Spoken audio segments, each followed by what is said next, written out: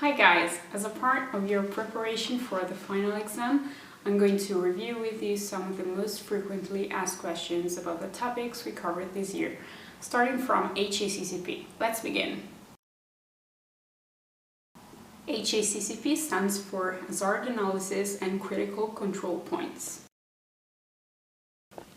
HACCP is a control system used to safeguard the health of consumers and kitchen staff. It controls every step of the food production cycle in order to identify, prevent, and manage all microbiological, chemical, and physical hazards that may result in risks for the health and safety of both workers and clients of the catering industry.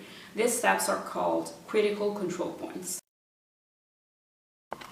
Critical control points are distributed across 5 main areas: personal hygiene and grooming, kitchen equipment and layout, cooking procedures, holding and storing procedures, service procedures.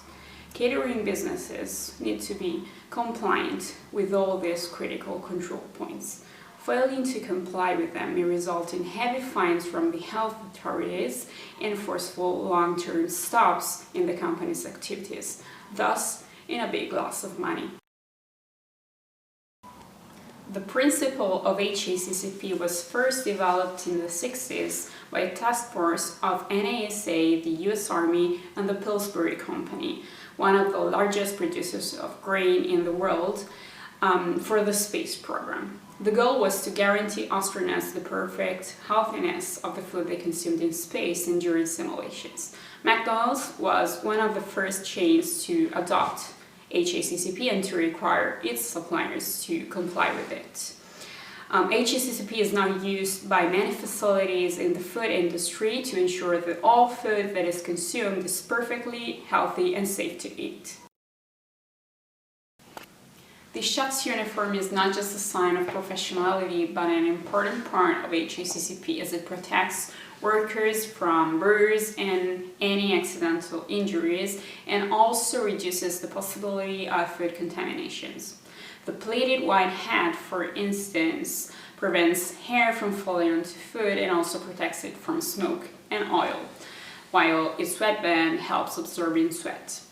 The chef's jacket has long sleeves and is made with a thick cotton cloth that protects the body from heat and splattering liquids.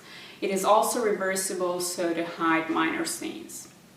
The waist apron and the black and white check trousers protect the lower parts of the body from heat and burning liquids. Another important part of the chef's uniform are clogs, which protect feet from falling objects thanks to their reinforced steel toe. These shoes also have a slip-resistant sole. The chef's uniform should also include the kitchen cloth, which is called torchon in French, and it is used to wipe dishes clean and to protect hands when handling burning pots and pans, and also a necktie as a protection from drafts of cold air. If you handle food for work, HACCP also requires you to follow a series of rules to reduce food contaminations, like not wearing jewelry except your wedding ring if you have one, not using nail polish or heavy makeup, not wearing your outside clothes inside the kitchen, not using the same gloves for different preparations, and of course never smoking.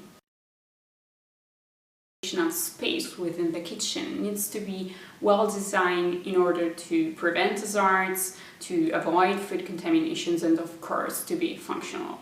A professional HACCP compliant kitchen will be divided into 3 areas. The first one is the goods in area near the back entrance, where food is delivered and stored in special freezers, blast freezers, and storage cabinets.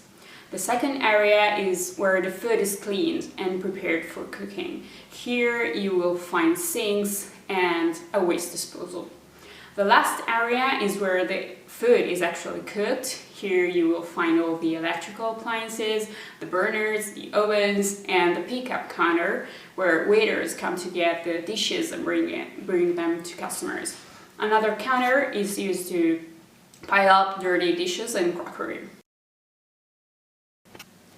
Hope you enjoyed this brush up on HACCP.